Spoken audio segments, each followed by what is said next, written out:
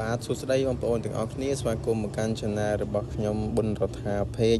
ថ្ងៃនេះសូមធ្វើការឆ្លើយតប comment បងប្អូនយើងមួយតាក់ទងនឹងការចិញ្ចឹមទន្សាយគាត់ឆ្ងល់ថាទន្សាយរបស់គាត់មិនបណ្ដាក់ឈ្មោល 5-6 ដងបានផើមដាក់តែម្ដងពីដំអីវាអត់ផើមទេបាទអានឹងវាមកពីបញ្ហាសុខភាពរបស់ទន្សាយរបស់យើងក៏ដូចជាវត្តរដូវវត្តOVO làm coកំណើតបងប្អូនបើយើងនិយាយខាងកងរំខាងមនុស្សអញ្ចឹងណាតថ្ងៃណាធ្លាក់មានជីវិតឈ្មោលមានជីវិតញីអន្តរគ្នានៅពេលយើងនៅជាមួយគ្នាมันអាចមានកូនជួនកាលវាកាន់តែឡើងជន់ឡើងពាក់មានតែអត់តថ្ងៃដែលវាមានជីវិតអញ្ចឹងវាអត់ផើមទេអញ្ចឹងណា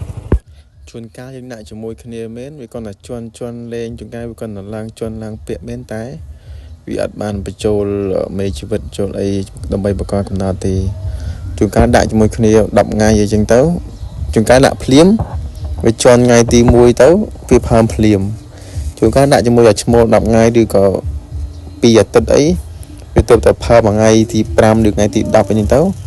វាពជាអាការកើតតទៀតអញ្ចឹងណាវាមិនមកគាត់តែដាក់ជាមួយឈ្មោលភ្លាមវាផើមភ្លាមទេបាទជួនកាលវាជន់4-5 ដងហ្នឹងมันផើមឲ្យចុងក្រោយបានផើមទៅជួនកាលសុខភាពទន្សាយវាល្អទាំងញីទាំងឈ្មោលវាជន់តែម្ដងវាផើមដែរបាទអញ្ចឹងវា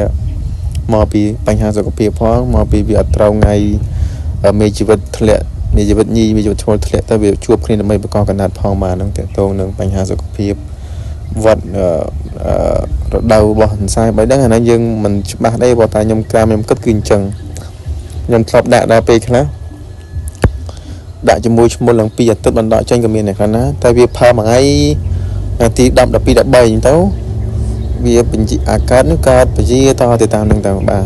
អញ្ចឹងខ្ញុំមានតែប៉ុណ្្នឹងទេបាទអរគុណច្រើនបងប្អូនអ្នកគ្នា